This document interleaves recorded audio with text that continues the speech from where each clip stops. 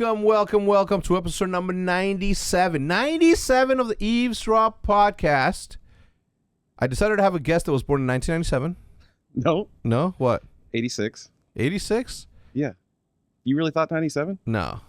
No, Matt. No, I did not. We have I don't know how to be, a good friend of mine, handsome as all hell. One of the dudes that has, let's just start from the beginning. Matt Kendrick, CEO of GOOGAN Squad, CEO of House of Outdoors, CEO of The Music of My Heart. Good to be here. Thanks you for joining me. I think you complete the set. Everybody's done it. I think that everybody has done it. Lunkers, John B-Roll, Perick, Justin Rackley. Who else? Perick, Rackley, Flair. Flair did it. Yeah. How do I forget Flair? And then you. But maybe we should get Mikey in here. Maybe a little Lojo. Maybe Wes. Maybe Wes. Wes would be a good one. Wes is the genius camera guy, producer, director behind all of the GOOGAN stuff. It's freaking beast. Freaking beast, indeed. Matt, thank you for joining me. It's been a long time coming. Obviously, you and I have been friends for close to 3 years now. Yeah. And it's been quite the ride. What you have done for that brand, for the GOOGAN brand, has been nothing short of absolute madness. I appreciate it. I mean, you though. No. Everybody always says you. No. Okay, I'm gonna cut it right there because as much as I love to hear it, I get tired of being told that I'm the best at something. You know what I mean? You are the best. I mean, but you've been right next door to me for like the last 3 years. Walk in here. Yeah. Say we're dealing with this. Tell me what we should do. Like, yeah. You've been an ear to listen to everything we got going on.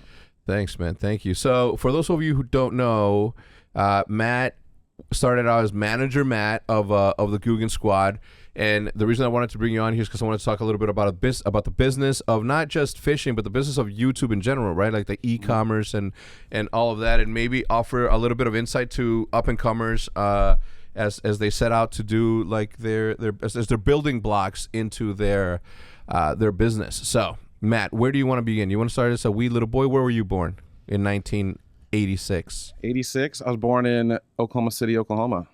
Born and raised there till, let's see, when I moved here. So 3 years ago. I mean, I lived in Oklahoma City. Your entire life? All my life. Well, I went to college at OSU for a bit in Stillwater, Oklahoma, and then came back to Oklahoma City. And what did you major in?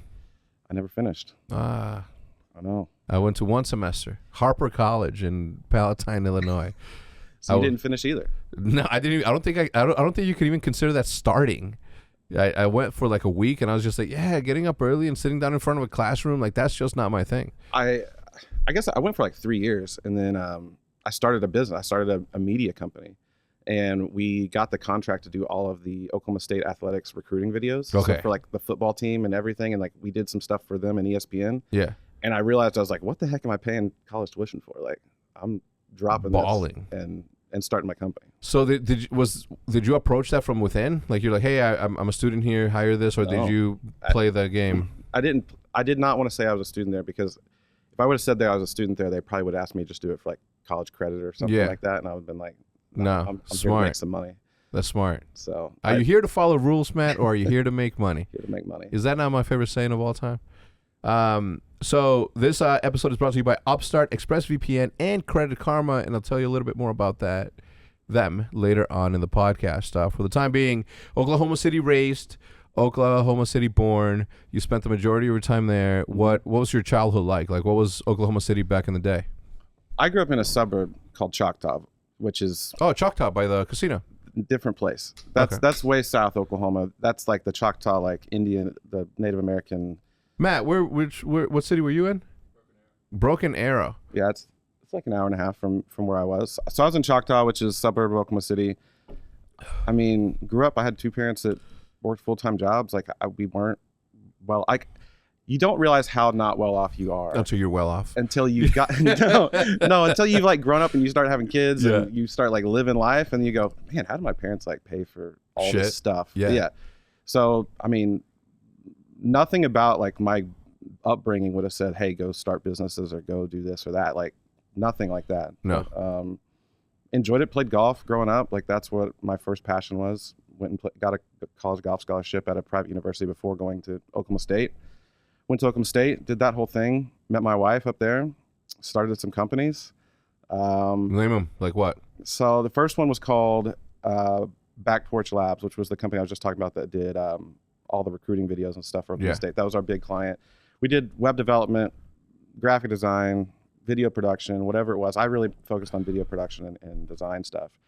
But that's kind of where like I really got like into video, and well, we turned it into a business. I mean, that was good. But in the middle of that, like I always had like a big passion. That was when like this was 2010, 2009, probably 2009, 2010, somewhere around there. And I got super into food and beverage, like restaurants and wine. Oh, I thought you meant just eating it. I'm like, yeah, me too. Well, that too. But I started earlier. But so like me and the business partner like super into it, and we had the company going. We were like, let's start like this is when Yelp was like really taking off. Foursquare was like a big deal, and we just didn't like how the industry was like handling restaurants from a sense like they gave the consumer all the power. Like the restaurants had like no voice in doing whatever they wanted to do. And so we were like, how do we give the voice to a restaurant a little bit? Like if you walk into a barbecue place and you write a review and say, well, they didn't have good pizza. Well, no shit. You walked into a barbecue place. Like yeah. So anyway, so we started this company called Foodbelly. Foodbelly? Foodbelly. F-U-B-E-L-L-Y. Okay. And it was just based around helping restaurants get a voice in like reviews, and we did a lot through video content.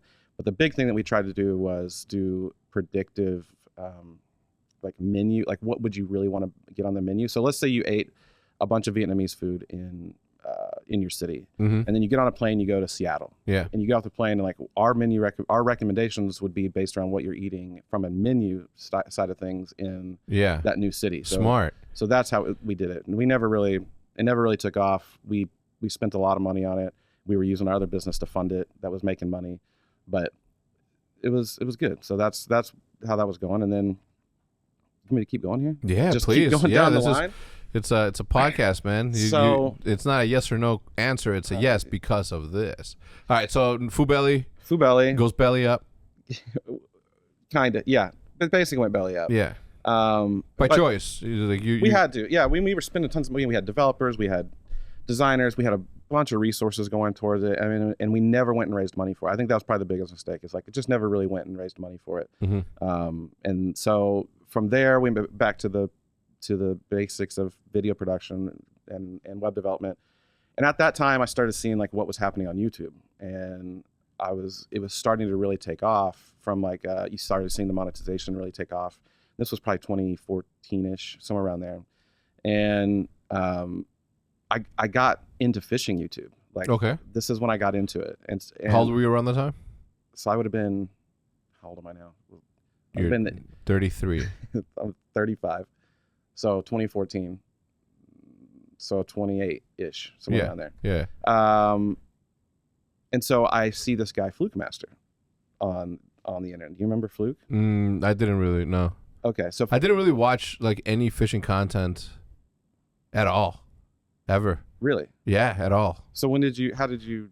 I was just making my own like montages. I applied what I knew how to do, which was like sniping montages, and then I just did like that for fishing. So I would do B-roll of me walking through the woods, and then me casting, catching, and just highlight reels essentially set to music. So I meet Fluke, or I'm sorry, I see Fluke, and I see what he's doing, and I'm like, his videos are not that great. Like the quality's not that good. I'm like, I just want to go fishing. And I don't look at this as like, I'm going to go start a business doing some like video stuff in the fishing space. Let me go do it. So we ended up getting in contact. I just reached out to him. I said, hey, I'll help you with some videos. Let me come hang out. Let's go on some fishing trips. How did you reach out to him? I think it was probably through, I think I sent him YouTube an email. DMs? Oh. No, I think he had an email, and I sent him an email, and I just sent him like my portfolio is all I did. And he like immediately got back with me, and we hooked up, went and started filming some stuff, traveling with him. And during that time, I started realizing there's opportunity to like turn this YouTube stuff into like commerce. Like, how do we start turning the content into the commerce side of things with them? And that's when everyone's starting to sell merch, all this stuff. But it wasn't like, it hadn't like exploded just yet. Like it wasn't there just yet.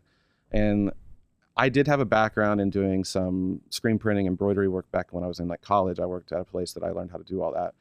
And I had the web background of how to run all that side of things. I understood fulfillment too. And so I went and started a print company, which was Print. Called Print, PRNT. Yeah, and that was in 2015. Because I'm a motherfucking PRNT. That's right. That's a tune. So start Print, and he was really one of the first clients I had. Plus Fluke Master. But there was another, we did some stuff with around like NBA players. Like it was not licensed or anything like that. Like definitely got a ton of cease and desist letters from the NBA.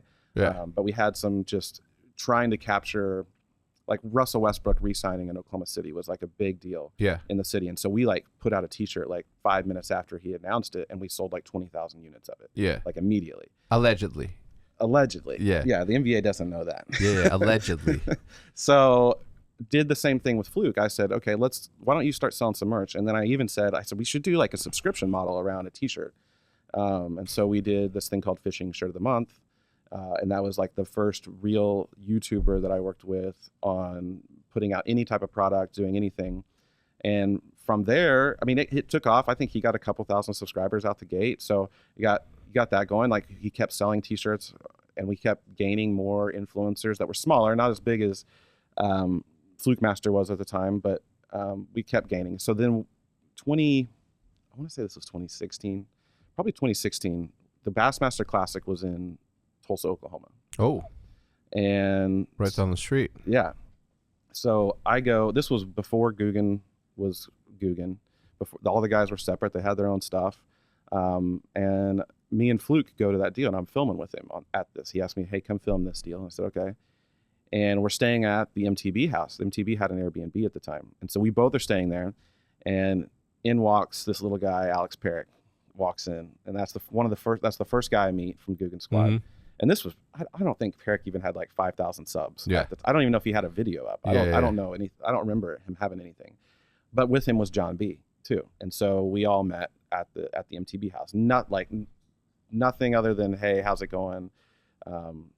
Good to meet you type of deal. And so we go on, and then that summer they all start collabing together, and Fluke gets in the middle of it too. And so they were fishing out at Gary Yamamoto's place all together. And my in-laws have a lake house out in East Texas also. And I texted Fluke. I said, hey, if you guys want to go out, we can go out to the lake house and stay out there, and they can fish. And I'd like to meet the guys. And he's like, cool, I'll ask them. And the only one that ended up coming, because the other guys had to go back to Chicago, was Rob. And so Rob and Fluke come to my in-laws' place. And we go fishing, hang out, and Rob just kind of... Long-haired Rob. Long-haired, Lunkers TV, Robert Turco, wearing the visor. Yeah. Sit down, go fishing. He ends up wanting to talk about business stuff. Rob's always about the business. Always. He's like, what's up? What's up with this merch? You want to do my merch? I hear you do Fluke's merch, you know? And I'm like, yeah, let's do it. And that's exactly how the conversation went, I bet. It's exactly like, as you were saying it, I heard his voice. Yeah. Because that's how he does business. Like, I heard you want to do this, let's do this, and that's that. Yeah. And so that's exactly how the relationship got started. And it kind of just took off from there. Like, in fact, I think sitting at the table, he's like, you want to do my merch? Cool. And then he's like, oh, you want to do Flair? I can get you Flair. You want to do Flair? And like, he's texting Flair, and all of a sudden I'm on the phone with Flair like 5 minutes later. And this was before GOOGAN got together. Yeah. But that's kind of how like I really got in and met everybody. So it started with starting a video company that turned into like, let's go make some merchandise, and just randomly meeting up with these guys. Yeah. That's where that story sort of begins, like for you, right? In that, because before that you were like doing video work. You did video work for Gary V, right? Worked with Gary V. So that was in the middle of Fubelli. So I was trying to get Gary to invest. That was the one person we tried to get to invest in Fubelli. We met him. He put out a tweet one day. This was 2011, 2012. This was before Gary is what Gary is today. Like I got on to Gary back in like mid 2000s when he was doing wine library stuff. Like I got super into wine. Yeah, you like did. Gary, yeah, I did. Tell me the story a little bit about wine. You're a certified sommelier. Certified sommelier. Yeah. How do you say it? Sommelier. Sommelier. Yeah. So how do I get into it? Honestly, Gary V. I remember I had just turned 21, and like didn't know anything. I had a bunch of like older friends that like all liked wine, and I was like, man, I don't know shit about wine. I guess I'll go on the internet and go see what I can find. And this guy Gary V's up there going crazy on these wine videos, and he's the same Gary that you see today. Like, I don't know if anyone, if go back and watch these old Wine Library TV videos, it's like the same dude. Yeah. And he just made it interesting. It wasn't like stingy about it. Like, he's just like saying the most random stuff about how this stuff smells. And it was interesting. And so I got into it. I ended up getting connected at OSU with the Alumni Association at OSU. And I guess they found out that I was into wine. I was having like wine parties at my house, like having my friends come over and do wine tasting, cheap wine. Like, we're talking, I didn't have any money. So like $8 bottles of wine. But they're like, hey, do you want to like help pick out wine for the entire university for all the events? Because they would like each year they would pick out like 3 bottles of wine or something like that. And This is all they would do at the events. And I was like, yeah. And so they said, well, we're going to send you through all the training to become a sommelier.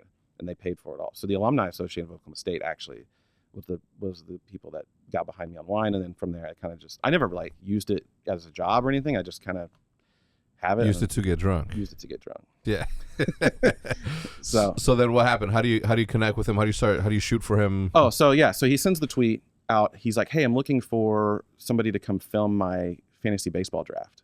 And I'm just like, well, this is an opportunity to like get in front of Gary. And so we respond back to it. Or we emailed the guy that he said to email, and like 2 days later, this guy emails me and he's like, hey, do you have a portfolio? Can you send that over? Sent it over.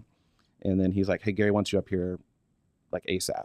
And so I remember getting on a plane, going up there, meeting with him. He's like, can you do it? Yeah. And we came back with a crew of people, like, and we did it. It never saw the light of day. I don't know. I mean, we finished it. We gave it to Gary, and there is a link out there to go watch it somewhere. But he never like put it out I think he just wanted it for his own personal, like, hey, I've got this in my archive of, I can go watch this one day with all my buddies doing fantasy baseball. So then from there, we did talk a lot about Fubelli. He put a little bit of money into it, but he never like focused on it or anything with this, but he definitely, I mean, it was great to meet the dude. Nothing but good things to say about Gary. I mean, I haven't talked to him really since then. No, I know you talk to him a lot. I do. I mean, not so much in the last year. Obviously, he's super busy. I've obviously been, busy with the whole optic thing and all of that. As you're telling me the story about Rob and all that, like I'm starting to put like all of these pieces together, because for the most part, and everybody knows the story. Like I met Rob in Boston through this dude named what the fuck's his name? Jeff Covington from UMG. So Jeff Covington started UMG, UMAD Gaming, I think is what it's called, UMAD Gear, something like that.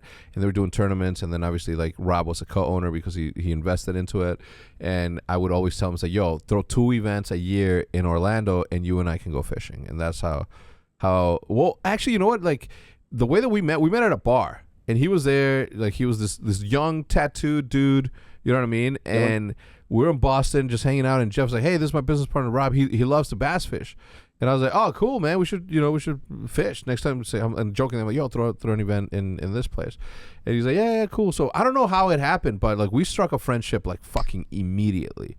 I'm king, no new friends. You know what I mean? That's no new friends, right? I have plenty, right? I have my crew at home, right? Like 30 people that I grew up with. Like, are you still friends with your friends in high school? I don't talk to one single person from a friend in high school. What about you, Matt? How many like that you hang out with when you go back and you talk to? 7 or 8. So I guess I said I burned all the bridges. Bro, I literally have like 30 friends those are the people I grew up with, like my basketball player, my basketball, well, actually my teammates, right? Like growing up and everything that we did together, right? Like my whole MPDP 60090 crew, MP Mount Prospect, DP Des Plaines, 600 Wheeling, right? So all those people are like, to this day, my boys. Once a year, we donate one weekend, and all 30 of us like go camping somewhere. They're all fishermen, like, well, the majority of them. And I have those friends. And then I have all of my friends who also paint graffiti, right? I have my Villains crew. So those are friends, right? So those are already 2 groups, and that's already like, all right, you have 40 friends, dude. Why do you need 40 friends, right? And then guess what? I get into this gaming industry, and now I have not only my team, but also they're all my friends, and then all of my extended friends from that. Long story short, I'm king, no new friends, because I'm good. You know, like my circle is small in those specific circles. You know what I mean? So for me, I don't know why or what it was, but he and I just stuck a friendship, and he was a lot quieter back then, wasn't he? Yeah. You know, he was going through his stuff, right? Like he had just gotten back, and you know, he was a little bit more quiet. He was just as wild. I think he was way wilder back then, because like, you know what I mean? Like he was just a regular dude. You know what I mean? He wasn't what he is today. So I don't know how or why, but we stuck a friendship, and we started playing, and then fishing, and then he started making YouTube videos, and then one day he hits me up. He's like, "Hey, I got this guy. He wants to do all your optic merch," and I was like, "Okay. I already have like a contract with this dude out in Europe and shit. So I don't know what he's like." He's gonna send you some fucking samples of Basher shit and blah blah. And he was like, "All right, cool. So the typical Rob. This is what's happening. This is what he's sending. Just accept it." Yeah, just accept it. So I get a massive like shipment from you for like, and I don't know why you sent me nothing but XXLs and 3XLs. That's what he told me to send you. No, whatever. It's semantics. Okay, I thought you were being funny, and I'm like, what the fuck? Do I look like I'm fucking XXL? Jesus Christ.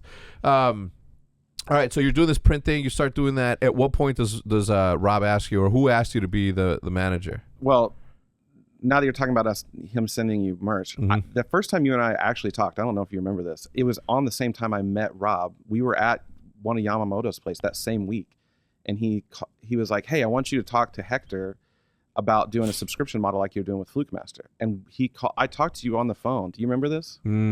I talked to you and I said, "Hey, what do you think about doing some type of subscription shirt with Optic?" And you told me you had a brand deal with somebody at the time, and Loot Crate. Loot Crate. Yeah, that's exactly what you said. You said Loot Crate, I can't really do that. But that was the first time we actually talked on the phone. But I'm now remembering that. But, yeah. So what was you asking me? At what point did you become their manager? But on that note, the subscription.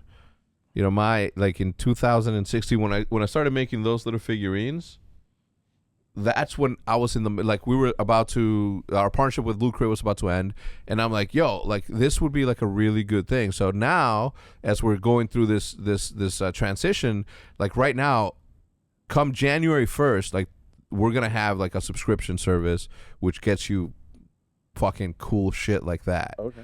You know, at the time we had Pomage, so it was gonna be like, you know, me, Seth, you know, Krim at the time, whoever, and then we were gonna have like a super tall Pomage, because Pomage is like 6'6" or something. But anyway, that's coming down the line. All right, so at what point do you become? So there's a lot that happens right after the whole. We start doing the merch. Everyone's doing merch with me separately. Nobody's gotten together and done GOOGAN yet. And Rob and I had a lot of conversations. Rob always, ever since that moment, Rob called me about business stuff all the time and picked my brain about it, whatever. And I kept telling him, I was like, "Hey, you should probably do a brand instead of just like your names. I think a brand would be better." Now I know he was definitely talking to you at the same time, and you're telling him the same thing. We don't know each other at the time, telling him the same thing. And he comes back to me. He's like, "Hey, we got this thing called GOOGAN Squad. We need to make a T-shirt." And so Print is the first company that brands GOOGAN Squad, makes the first logo. The best one. With the fish. The skeleton. Yeah. The fish skeleton. Yeah. Not like this rawness. It was a better cartoony one. Oh, yeah. And then you have the books in the fucking back, right? Oh, yeah. You have the cartoons of the guys on the back. Yeah. Oh, yeah. So we do that. We put one T-shirt out, and it sells like crazy. Like, people just... Give me a number. Who cares now? I don't remember now. I want to say it was like 10,000 shirts or something like that. At the time, though, was dwarfing any other influencer that we had. Yeah. Like, no other influencer sold 10,000 units at that time. Yeah. And so from that was like the first step of like, okay, this thing can do something. And so we go on. We keep doing the merch side for GOOGAN. Rob is trying to be a businessman over on the GOOGAN side and trying to go get the brand deals, all this kind of stuff, trying to put it together, which is good for him. I mean, he was the one that like spearheaded it, got the guys organized together, got them all making the content.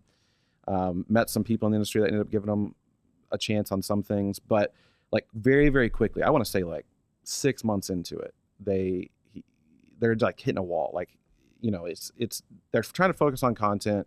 They don't know how to focus on the business also at the same time, and they don't know how to deal with it either. Like they don't, you know, walking into these meetings, you can't just act like you're the biggest thing ever in the room and expect somebody to just like give you something. Like, you got to go in there strategically. No matter how big you are, you still got to go like sell yourself. And they just didn't have that yet. So I was on the boat it was right after Rackley joined GOOGAN Squad, and me and Rackley were out fishing, and Rackley was like, you know, we're talking about trying to bring in a manager. What do you think about somebody doing that? I said, that's probably a good idea. I said, what's the issues you're having? And he's like, man, we just can't get organized. Like, we can't get these companies to work with us. We don't know really what we're doing from that end. I said, okay. And he goes, you know anybody? I said, well, you know, I feel like this is something I could probably do. Like, I feel like I'd like, give me a shot. And so he calls Rob like while we're on the boat, or text him or something. And that, like within like 20 minutes, I think Rob called me. He's like, all right, you want a job? Yeah. And I'm like, okay, I mean, what does that mean? He's like, oh, well, I mean, you're going to come work for us. That's what Rackley said. I said, okay. I said, let's go. I said, let's do it. I said, we'll figure it all out, whatever. And so, I mean, that was probably, so if Rackley just joined, you were just doing the t-shirt stuff at the time, I still was just doing the t-shirt stuff. I did still have video stuff going on in the background. Like we were still I was doing stuff for like MTB at that time too. So, Mystery Tackle Box. Yeah, sorry, MTB. Mystery Tackle Box. And so I was just like, yeah, let's do it. And that's kind of how it started. And then from there, it was just going through, and, you know, they had some stuff going, like GOOGAN Baits had kind of like just started going, but it was still just kind of a mess. They had some deals with MTB that we needed to go get fixed, and that's when I went in and did the licensing deal with MTB, which really helped expand the brand from the product side. And then, you know, 3 years later down the road, well, actually 2 years. Don't fast forward. Sorry. It's a podcast, baby. We need to fill an hour here. So that was 2016. Sorry, I'm trying to remember all these times. Yeah. 2016, 2017, somewhere around there. And then I met you 2018. Was it 2019 or 2018? Well, I moved here in 2018, so that's when it was. Yeah. Okay. So you I moved in here December 2017, so I was here all 2018. Okay. So you reached out. Did you reach out to Rob, or did Rob reach out to you about coming in here? To meet in Scoreboard with Scoreboard. What do you mean? That's how we ended up meeting. When did you reach out to Rob about coming and meeting with Brian and Naheed? No. So I met Brian and Naheed in August of 2016. Okay. Right. They were the first ones that were going to do the investment in Optic, right? They were the first ones that were going to do it. That's how I met them. Mm-hmm. And then when a year later, when the transaction happened, we ended up sharing office space at Launchpad City over here where the UT building is now, right? So I knew them already. So one day I'm talking to them and I'm like, yo, do you want to do an investment in Favorite at the time, right? Because Rob's like, hey, you just sold Optic, you have a lot of money, invest in this shit. And I was like, hold on, let me go talk to my boys, because at the time, like I still got along with them and we still kept in touch. And I'm like, yo, this is happening with blah blah blah, and they're like, all right, cool, so let's that. And Scoreboard, or what's now Scoreboard, used to be by the Star. Mm-hmm. You remember that, the 400 whatever? I never went there, but when I met you, they were painting this office when I met you. Yeah. When we came in. Yeah. So I introduced them to the fishing world, and I think it was like somewhere. So I introduced them. I'm the goddamn glue, man. That's what I'm saying. Okay. So I introduced them to Winston from Favorite. Yeah. And then we sort of looked at the deal and, you know, whatever. And then after that, like we started talking, and I'm like, I told Rob, I'm like, you should bring Matt to talk to these guys, because, you know, this business is like, your GOOGAN business is about to fucking blow up. So have Matt come in here, talk to the guys, and that's when I think we met. Yeah. So we all come in here. So that's 2018, and we come in and start talking about GOOGAN, and at that time, when nobody knew, was you guys were looking for an apparel company. Mm-hmm. And it got brought up that I had owned print at the time. Yeah. And I had some business partners. And so we talked about GOOGAN and everything that we could do together, which worked out great. But how we really got into business together was through the print deal. Yeah. And so we ended up doing the acquisition of print, which became Made by Influence. Yep. And that's when I moved here. Yeah. So Brian Naheed from Scoreboard and I invested X amount of dollars into this thing to buy out the partners for us to own that thing. And at the time, there was like it was like my transition period where I was like, I had just sold Optic, and then that's when like the whole turbulence started to happen. And while I was sitting here like trying to figure that out, I was also like obviously making passive investments all over the place. And that's when we started to sort of snowball into like a thing. Yeah, because 2018 was the year that we launched GOOGAN Baits. So like GOOGAN still hadn't even like really taken off yet. So if we met, I think we met in like September of 2018 is when we met. And then later the year 2018. Yeah, and we didn't close the deal until like right early 2019.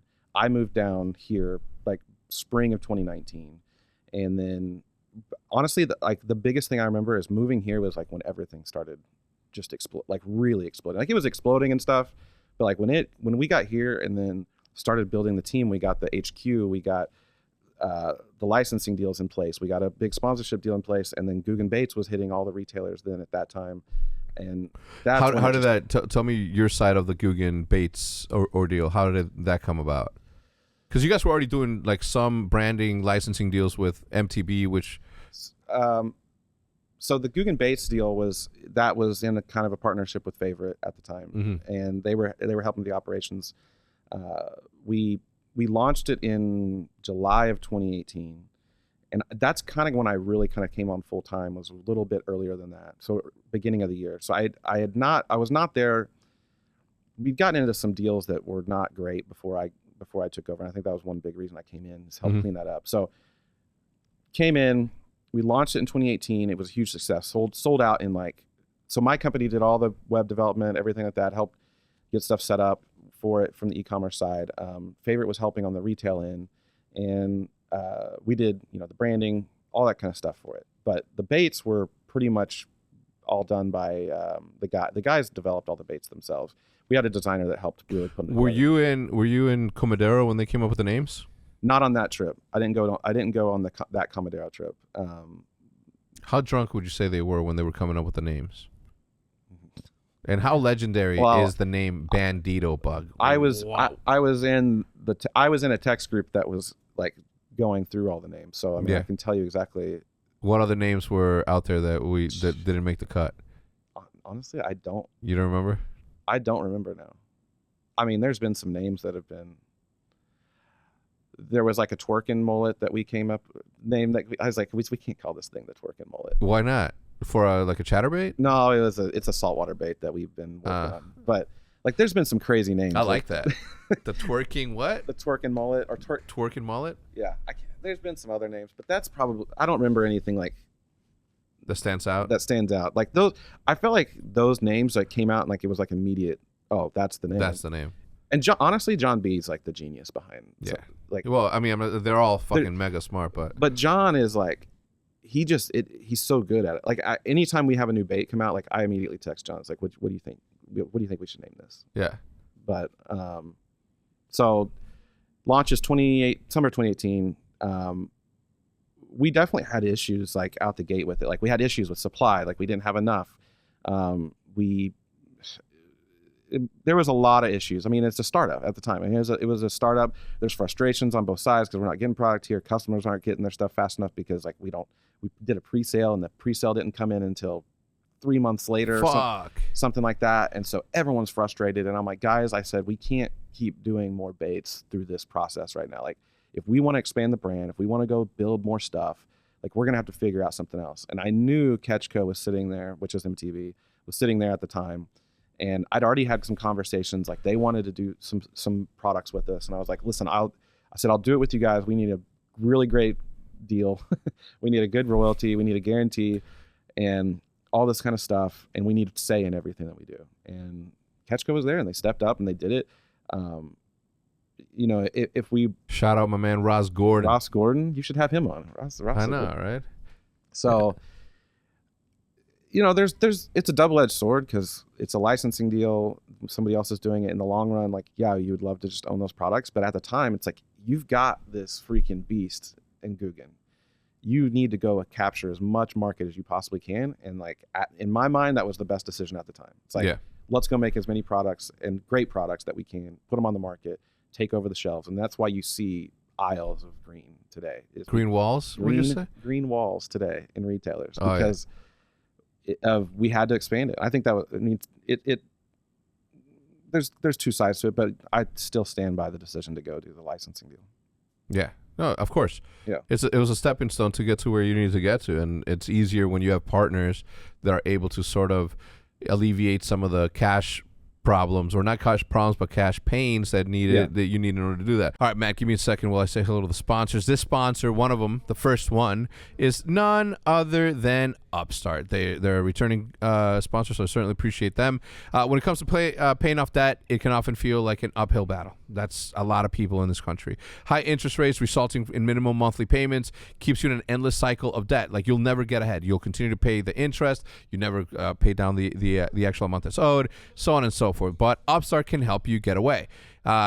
If you're carrying a credit card balance month after month, you're not the only one. High interest rates may make it hard for you to pay off your debt, but Upstart can help. Join the thousands of happy borrowers who have made that final payment, right? And how do you do that, right? Upstart is a fast and easy way to pay off your debt with a personal loan, all online. Whether it's paying off credit cards, consolidating high interest debt, or funding personal expenses, over 500,000 people have used Upstart to get a simple fixed monthly payment. Unlike other lenders, Upstart looks at more than just your credit score, right? Like your income, employment history. This means that they can offer smarter rates with trusted partners. And it only takes 5 minutes on an online rate check that you can see your rate up front for your loans between $1,000 up to $50,000, right? And you can receive the funds in one business day. Find out how Upstart can lower your monthly payment today when you go to upstart.com/eavesdrop. That's EAVESDROP. That's upstart.com/eavesdrop. Don't forget to use the URL that's listed in the description down below, and to let them know that we sent you. Loan amounts will be determined based on your credit, income, and certain other information provided by you at the time of your loan application. Go to upstart.com/EAVESDROP. Tell them we sent you, and get ahead. Get out of that cycle as soon as possible. Our next sponsor, one that's been around for a very long time, ExpressVPN. I cannot tell you how many times ExpressVPN has come in clutch for the Hex Quarters and the team, right? ExpressVPN lets you change your online location so you can control where you want Netflix, for example, to think that you're located.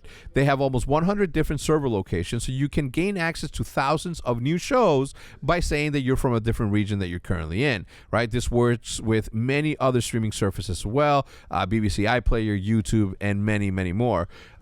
We use it, obviously, to be able to watch like The Office, or what show was it that they just removed recently that I was able to access it from by saying that I was from the UK. Anyway, that's the sort of options that you have when you have ExpressVPN, right? You open the app, you select a location, tap one button to connect, and the refresh page will just give you access to the geo-restricted show that you wanted to watch, right? If you, for example, want blazing fast speeds, streaming in HD with zero buffering, compatible with all of your devices, phones, laptops, media consoles, smart TVs, and more. It encrypts your data more than anything. This is super important. It encrypts your data. ExpressVPN has added the benefit of encrypting your data so that you can browse the web securely. You don't want people tracking you. That's how you get all these spam ads on your email. That's how you get spams. Like, you don't want that. You want to fire up your VPN, ExpressVPN, to be able to roam freely without the fear of somebody looking at you or looking too closely into you, right? Be smart. Stop paying full price for streaming services and only getting access to a fraction of their content. Get your money's worth. ExpressVPN.com/H3CZ. Don't forget to use my link, expressvpn.com/H3CZ, to get an extra 3 months for absolutely free. And yeah, take care of that. Hit that link and let them know that we sent you. Last but not least, Credit Karma. Holy crap. This is the one that I overhype up because it needs to, right? Credit Karma has always been there to help you make better financial decisions. And now they can help even more. With a Credit Karma Money Spend account, you can be rewarded for good money habits. Who doesn't want instant gratification? Not me. I definitely want it. If you're looking for satisfaction, there's no need to wait. With Credit Karma Money, you can win cash reimbursements for debit purchases that you're making on a weekly basis, right? Credit Karma Money is brand new checking account where you can win cash reimbursements for making purchases. Just don't change your spending habits. Like, you can literally be rewarded for the things that you do on a daily basis, weekly basis, monthly basis. Credit Karma Money has already given away over $3 million in instant karma to over 50,000 Credit Karma members and counting. Open your FDIC insured spend account for free. There's no minimum balance requirements, no overdraft fees, and free withdrawals from a network of over 50,000 ATMs. I'm going to repeat that. Over 50,000 ATMs gives you access to your Credit Karma cash accounts. And when you make a purchase between July 1st and July 23rd, you'll be automatically entered to win 1 million buckaroos. $1 million between July 1st and July 23rd if you are using this, right? So Credit Karma Money, progress starts right here. And right now, visit creditkarma.com/winmoney to open up your free account and start winning instant karma. Go to creditkarma.com/winmoney to sign up for free and start winning instant karma. Instant karma is sponsored by Credit Karma. No purchase necessary. Exclusions and terms apply. See rules. Banking services provided by MVV Bank Inc. Member FDIC. Maximum balance and transfer limits apply. So a huge shout out to them again. Thank you for stopping by and sponsoring the podcast. Back to my man Matty Kendrick. So again, huge thanks to all three of them: Upstart, ExpressVPN, and Credit Karma. All right, so this thing sort of starts to snowball into something successful. You're everywhere now, right? GOOGAN is everywhere, and I say you, but you know we mean we. But you know what I mean? Yeah, it's a good time. Yeah. I can't tell you how proud it makes me feel when I walk into with a Walmart, Academy, wherever, and I see like a GOOGAN bait. Like, just the name GOOGAN, right? Like, everything about it is just like so cool. Immediately, like when he said the name, I was like, "Fuck, that is genius." And originally it was supposed to be a Bashers thing, right? Because Rob wrapped his boat, like the original boat, like all Bashers, and I'm like, "Fuck, like that is my dream boat." And this dude just did it because he fucking felt like he was going to. So, So obviously you have GOOGAN baits everywhere. Now you're starting to get the apparel in the stores, or? Yeah, GOOGAN baits is everywhere. We just launched the rods not too long ago, and that was. Give me some numbers. Obviously, don't give me detailed information. Obviously, that's proprietary, right? Yeah. But give me some numbers. Like what percentage of the marketplace do you have? If you're able to, and of course, don't be specific. So. As of like last year, like late last year, last I heard, we made up of 50% of all fishing sales in Dick's Sporting Goods. 50% of all fishing sales in Dick's Sporting Goods. Yes. I mean, as far as how big are we? Early this year, I got a text saying that we were the number one soft plastic company out there right now, as far as volume goes. So. Mm-hmm. I start giving more numbers, I'll get it. But every retailer, I mean, any outdoor retailer you can think of, we are in them. So Academy, Dick's Sporting Goods, Shields, Bass Pro, Gander Mountain, and then you get into we're in Walmart. Have a bunch of like independent retailers all over the country that pick up our stuff. I mean, and we're still not even there. I don't even think we're in like only 2/3 of the U.S. So yeah, we're not even in every state yet. We're still trying to get there. What states are missing?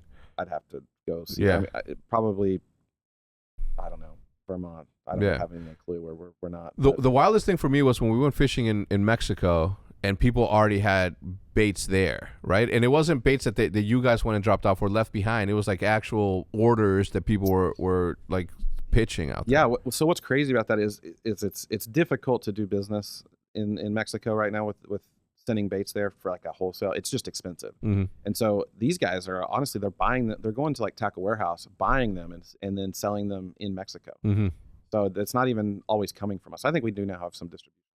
That in the early days, like that's what it was. Like people wanted it so bad that they would buy it at retail and try and sell it. What is one of the craziest GOOGAN experiences that you have personally either witnessed or was a part of? That I can tell? Yeah, you can tell. Yeah, the one that you can tell, if you can remember one.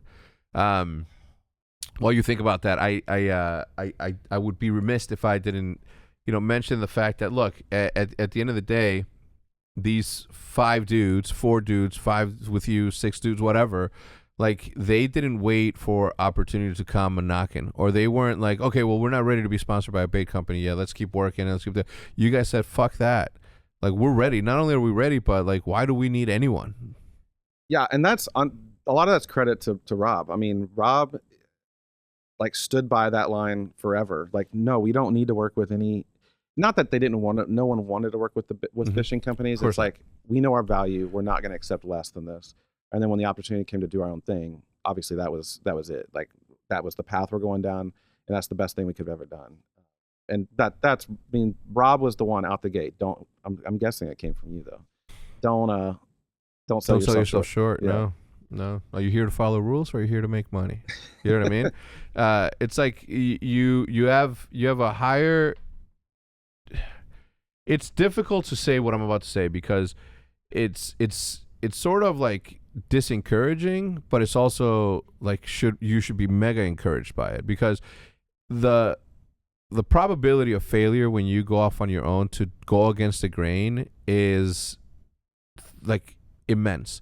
But if you are lucky enough, or if you are clever enough, or if you are smart enough to be able to mitigate all of that risk and only focus on the success part, like, it's just so rewarding that you have no other choice at times but to go for it. You know what I mean? Yeah.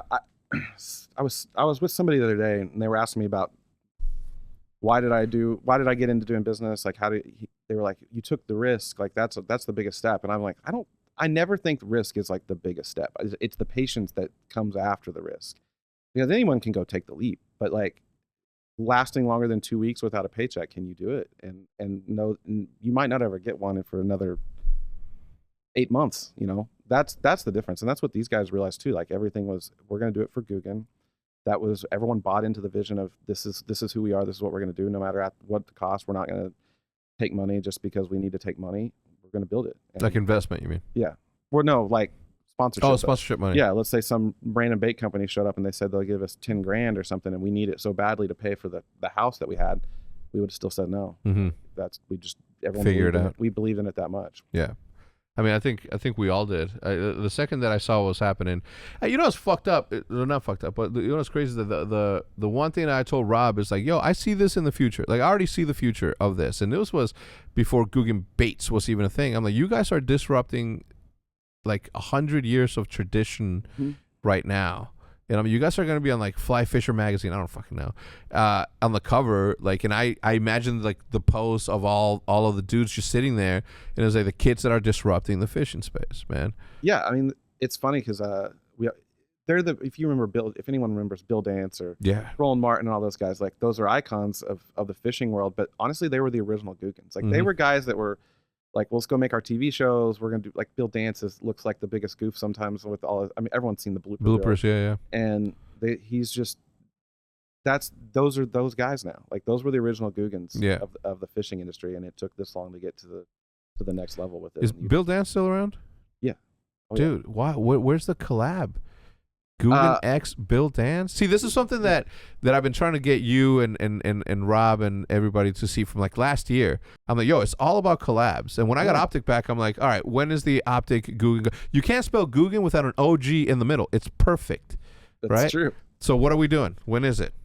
We had a discussion about this on Wednesday, not with you, but with the team in there. So we are going to be coming with some heat. With some heat. You guys, are you guys ready for the GOOGAN X Optic collabo? Optic baits. You guys wanted them for such a long time. What kind of bait should we make? I don't know. I think look, I'm the biggest bandito bug pusher ever. Right, like that. It's the best selling bait of all time. Best selling bait of all time. Now, how come it hasn't won bait of the year then? I mean, haters. Let's not call them haters. I don't. Well, you don't. Let me do it. You can, because at this point in my life, I'm trying to like repair relationships. Yeah. No beef. Yeah. Look, I think that because it's not traditional for a bunch of kids to create such a massive business that sort of disrupts other businesses that have been supportive of a space for such a long time, whether it's X company or X bait company, and they've invested and have promoted and have put so much money into the fishing industry that when new people come in and they have the success that they have, it makes it difficult for them to be like, dude, it's the same things happen. Let me finish that, and then I'll tell you it's the same thing that's happening in advertising. So they're like, dude, how can we give bait of the year to these dudes when these people have been paying for like the lights for this show for such a long time? Oh yeah. Right. So like I get it, but it's not a fair playing field. It's happening in advertising today, right? Like the majority of the old heads, gray haired ad executives everywhere, whether it's Fortune 500s all the way down to the little ones, is like we spend our money on TV, newspapers, and fucking billboards. So when somebody comes and be like, hey, there's this movement happening on the internet and it's happening on YouTube and these kids are playing video games and people are watching them, they're gonna be like, this is Periwinkle Bob is always gonna sell me some Pappy Bang Winkle. You know what I'm saying? At the end of the year, so I'm gonna continue to sell my ads through him wherever he fucking chooses to put it. That's where it is. As the industry grows, these people start to retire, and the young, fucking hungry executives that are in the ad business are like, all right, guys, the Papa's gone. It's time to put all the advertisement here. So let's start doing that. So until that sort of thing changes, like I don't think it's all about. In the fishing industry, I mean, it is who you pay. Yeah. I mean, it is 100% that, and we just don't play that game. I mean, there's probably things we can do that are really easy to go get. We can't even get our bait in the discussion. We can't get baits in the discussion because we just don't play the game. Yeah, we need to. No, we don't. No, I think that if it's not done organically, it sort of like loses its luster. I think it's like the Michael Jordan breads, right? Like they were illegal. And him getting fined as much as he did so much more for the promotion of that shoe that to this day, people are saying, what are you wearing right now? Cactus Jacks, right? Yeah. To this day, people are buying Michael Jordan shoes because of how cool it was to just go against the grain. So I think that, look, I don't think that getting into discussion is the thing. Like, obviously, we're killing it already, right? Like, there's no need. Like, think about that, bro. Like, the best-selling bait of all time with to take this fucking cash, you know what I mean? None of that, like that, it speaks for itself, man. There's nothing uncooler than to, sort of get average. So to give you an example, Esports Industry Awards. Welcome to the award-winning podcast, the Eavesdrop podcast. Thank you for stopping by. Episode 97. So I got nominated again twice. You know what I mean? And I thank you so much. I appreciate it. If you guys, vote for me, I can't tell you how much I appreciate that. But I feel ultra weird, sort of like promoting myself, you know what I mean? I don't know, maybe it's because I'm from the 90s and pre-internet sort of thing, but I'm just like not one, like, look, I do enough talking about me as like my character, like, this overly no better view than me sort of guy. So for me to be out there like fucking promoting me to win a thing, just not my thing. But I did get promoted 2 more times, so if you guys want to, please holler at your boy. I just don't think, I think forcing stuff like the streetwear thing, like that's the funniest part about like everything. Now granted, right, like me and my friends have been doing streetwear shit for a long time. One of my best friends on the villain side owned a very popular streetwear apparel line, skate brand in Chicago called Modest, and so we sort of know like what streetwear is. But the second that you set out to do something street, it stops being street. You know what I mean? It happens with graffiti too, right? Like graffiti belongs on the street, and the second that it's on a canvas, and it's not graffiti anymore. It's now I don't know, street art or whatever. I mean, I guess even legal pieces are street art. Look, I can get into this thing for hours, right? But the second that you set out to do something, it sort of stops being that. Yeah. Like I hate when people are like, I just want to inspire people. Like, say that to yourself. Don't say that out loud. Don't say that to be like, if you set out to be inspirational and you're telling people, like, you're not gonna be. That's just not the way it works. Very true. It's the truest thing, Matt. All right, so you guys dropped the rods. Mm-hmm. What is the and I'm only asking, I know the answer, but I'm only asking for them to know, like, what goes behind the decision to say, all right, we've done baits, we're fucking killing it, let's do rods now. Like, at what point do we do reels? At what point do we do boats? At what point do we do deep sea fishing? You know what I mean? All great questions. Reels are in development. I mean, that was the next logical step after the rods. Yeah. We've got more species of fish outside of bass. I mean, a lot of it is dictated at this point. I mean, early days of GOOGAN, and this is any business, I think, you know, you kind of just do whatever you want to do and figure out what sticks. At this point, with the size that we are and retail placement, like, you have to pay attention to the market now. You can't just be like, well, we just want to go do this because we want to do it. Like, we need to go sell mass volumes to make sense to put these kind of resources behind what we want to do. So it is a lot more analytical now than it probably was 3 years ago. So yeah, we look at what's the selling in the rod market. Like, we need to go make these rods then. What are retailers going to buy? This is what we know a consumer is going to buy. Same thing with reels. Like, but we, like with the reels, the thing with the reels right now is the reel market is probably the most difficult product we could possibly make. It's the most complicated. There's really only two companies that anyone says those are the two best, and they've held the market forever. They have their own factories. They have their own engineering, things that we don't have yet. And so how do we compete with them? And so that's probably going to be a 2023 product that we've been sitting here working on for the last year already. Yeah. But yeah, it's a really, now it's market decision. Yeah. To be honest, like, that's as boring as that sounds. That's how we have. Yeah, market decisions. Who's buying what? Yeah. Yeah. Well, I mean, at the end of the day, it is a business, right? Like the media side of it, the fun side of it, like, that's what keeps things cool. The second you start involving business into it, that's always going to be the boring part, but that's also the thing that keeps the lights on. So when people, right, are like, you know, and it happened, obviously, you guys just, I'm going to just refer to you guys as you guys so we can set some differential. You guys just closed, obviously, a big round, right? We went through an acquisition. Yeah. So that's how House of Outdoors got started. So I guess picking up from where we left off on the acquisition of MBI, which then kicked off everything that really started going. You had MBI, you had Fish Media, which held the GOOGAN Squad brand, and then you had GOOGAN Baits, which was its own thing, which was just the soft plastics. And so you had different ownership, you had different people in charge of all these things, but everything was common amongst everyone's trying to build the same thing. It's just everyone was pulling in different directions. And so the idea of House Outdoors was to get all this ownership group together, put in one leadership team, and then let's go continue to acquire companies in the outdoor space, not just fishing, but we're going to be getting in fact, we already did acquisition of Ducks, which is Blair's company, but let's go with one team to go build this. That's why we did the acquisition of House. Yeah. And is there how many companies have you guys have we acquired?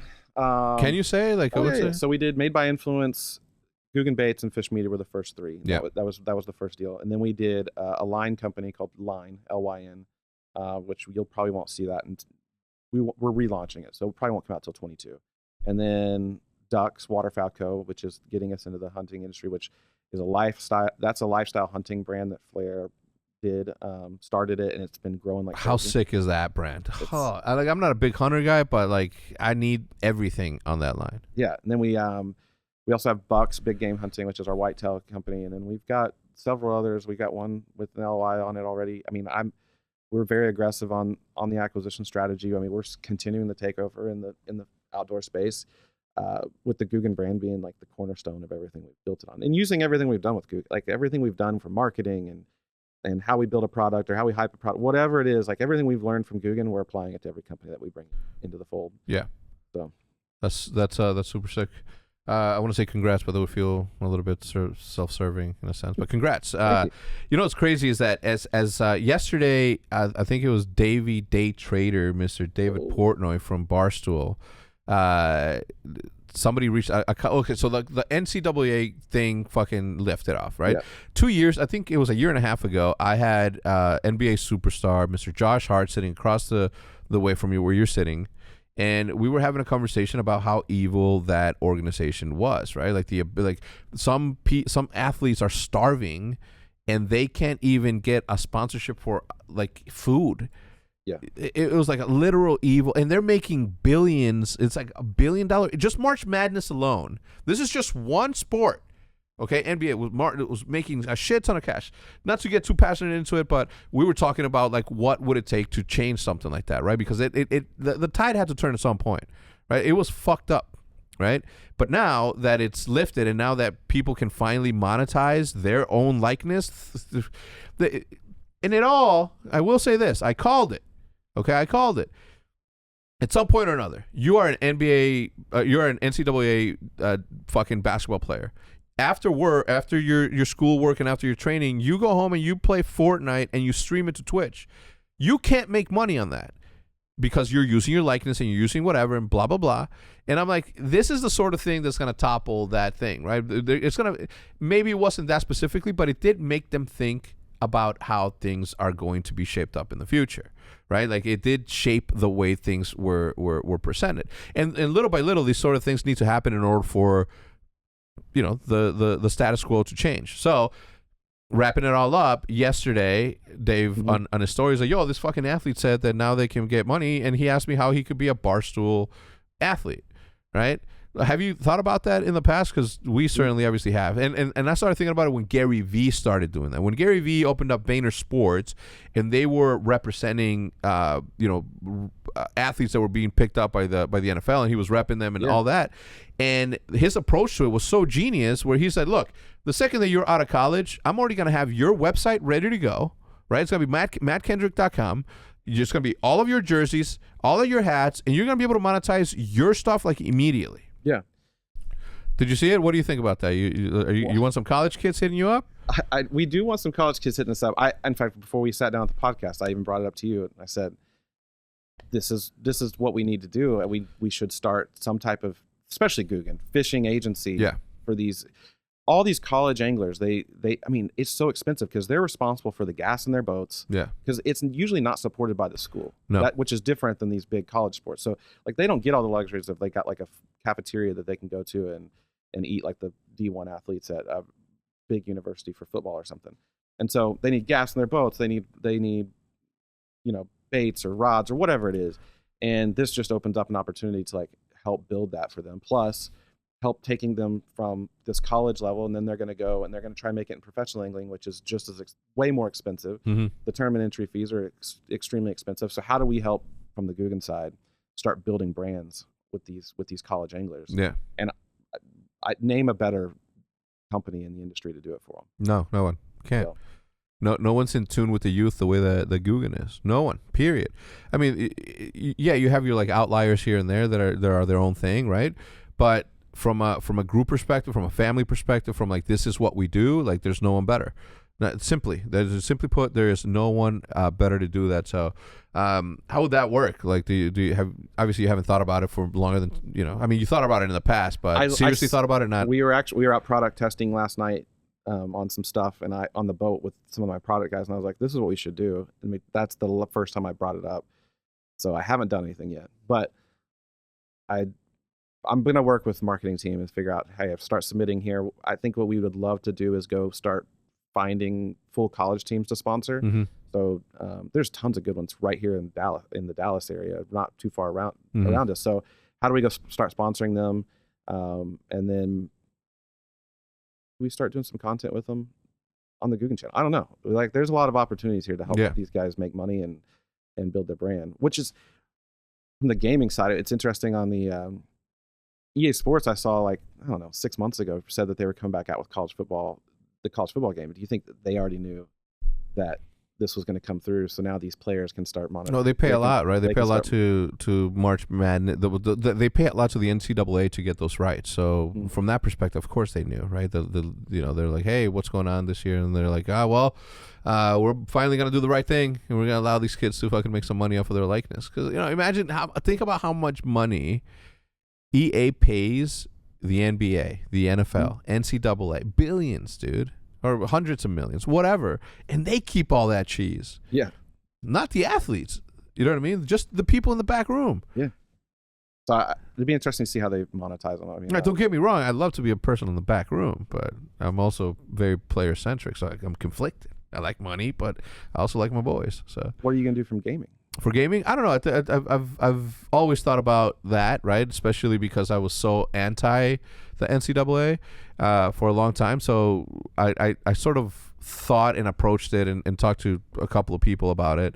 But there's really nothing. I mean, aside, I can't say it out loud. I'll tell you right off camera. But there's definitely a lot in the works. One we haven't talked about. And this is good golf, baby. Good golf, and how big that already is in the NCAA, and our group being there ready to go. Yeah. So there you go. It was in the text group this last night. Yeah. It's like who plays golf that wants to be sponsored by good golf. Yeah. Now the beauty about that is that this is like the third or maybe fourth, company that we're sort of implementing the same sort of strategy in. I mean, it worked perfect for Optic, right? It's first of its kind. It obviously worked great for all the other esports organizations that sort of followed our model. And then now the fact that we get to prove that outside of that, look, I brag about it all the time, right? Every business meeting that I have, I'm like, look, my strategy works. It's worked for this esports company, mine, Optic. It's worked for this one, right? 100 Thieves fucking killing it. And obviously, like, Nate Code wrote the book or whatever. And then, obviously, whatever. But to be able to implement the Optic House in fishing through the GOOGAN House, like, create content that isn't necessarily just about fishing. Like, we are humans. We have more to relate than just fishing. Fishing is just one thing I do. You know what I mean? So the fact that that's happening, now that you were doing that with good, just like I just know that's going to be a homer, right? Oh, those guys are a freaking rocket ship. Rocket ship, dude. Oh, my God. But like I every single time they come in here to do their photo shoots, like right here, it's like the studio becomes like alive. It's like a brand new energy. Obviously, we have the Optic energy, and that's always obviously going to be killing it. But when the new people come in like that, like young, hungry entrepreneurs that are in an industry that they're so passionate about, like, it brings a level of energy in here that I just like. I'm here for it. Yeah. The biggest thing with golf though is like there's so many bigger established brands that are not in fishing. Like you think about the Titleists and the Callaways, and then how much money they have. They're gonna be big players in this NCAA deal, and we're good. We got to figure out how do we beat them without the budget that they've got. Simple. I'm gonna tell you how simple. Okay, look, you have Titleist, you have all the other ones that can pay a crazy amount, right? But that's just solving one of your problems, right? If you come to good, you're gonna get not only exposure because we're the biggest. Like, it's again, these guys are also gonna disrupt the golfing space, right? Like, it's the same playbook over and over again. And the same outcome has happened every single time, right? Where we started from a content perspective and everybody was coming from a championship perspective, like, we gathered, you know what I mean? We were so relatable to people that it was just like unfair to everybody else. I mean, to this day, it's still unfair to people. And we can move faster than the big guys. Yeah. So it's like we could probably get out there quicker. I don't know. It's going to be interesting. It's definitely a conversation to be had. So if you play golf at a collegiate level, or maybe you're just we gotta nasty. Find some like emails to put in the description. You tell me, Maddie will put whatever in there. I think that the good conversation should happen later, right? Like, I already interviewed Garrett. Yeah. I want to get the rest of the boys in here at some point. Maybe do like the whole squad. But I think that the collaborative effort that we could put into this thing. Like, we have the biggest fishing, we have the biggest outdoor brand, right? Or soon to be, like, undisputed biggest brand in outdoor. We have golf. We're about to fucking take over that. Yep. And then we have, like, gaming on lock. Like, that collaborative effort right there is just, like, ready to be. What's next? We can't say. But it's in the works, baby. It's being cooked out there. Anyway, Matt, it's been a pleasure to talk to you. Yeah. Talking business with you, my brother. I appreciate you. Thanks for having me on. Yeah, thank you. Thank you for the Pappy Van Winkle. I apologize you did not like it as much as, I did. All right, so this dude gets me a $4,500 bottle of liquor. I'm not a big, drinker. And I'm like, why don't you just give me the Friends and Family Piet Para's Air Max 1s that are $3,500. Save yourself $1,000. But that would have been too rude. Have you sold it already? No, I'm not selling that bottle. I'm not. How long can I have that bottle in its thing? Like, forever. Will it taste better in 100 years? No, it'll taste the same. Okay. I don't know. I don't know if that's the truth. But well, look, it's not wine. It's different. It's distilled liquor. It's not going to go anywhere. All right. Well, it's unopened. It's next to my gaming setup. I don't think I'll ever open it. Okay. Maybe for a fucking massive celebration. I bought like 4 bottles of champagne as we were approaching the final day of me acquiring Optic, and I'm like, we're popping this shit as soon as it happens. But then when it happened, like we got to work immediately, so I was just like, didn't even have a chance to celebrate. Like, we really haven't had a chance to celebrate like me getting Optic back, which is like the craziest thing. People, you know, you would assume that it's the first thing we do. Nah, it's right to work, baby. We're gonna set like a date? Nah, no. I'll know when it's time to celebrate. We haven't won a championship since we became Optic Chicago, right? So win a championship, we celebrate. Win a championship, we celebrate. All right, Matt, thank you so much for stopping by. Everybody, all of his information is going to be listed in the description down below. I don't know, maybe you reach out to him directly, and then he'll give you an email through his social media stuff. But certainly appreciate the support. Certainly appreciate you guys watching. If you guys are from the fishing industry or a golf industry and you guys are checking it out, we don't only do gaming content here, we do it all. So if you guys enjoy this conversation, please watch the other ones that I've interviewed people on. So we'll see you guys next time for episode number 98. Thanks, brother. Thank you. Peace.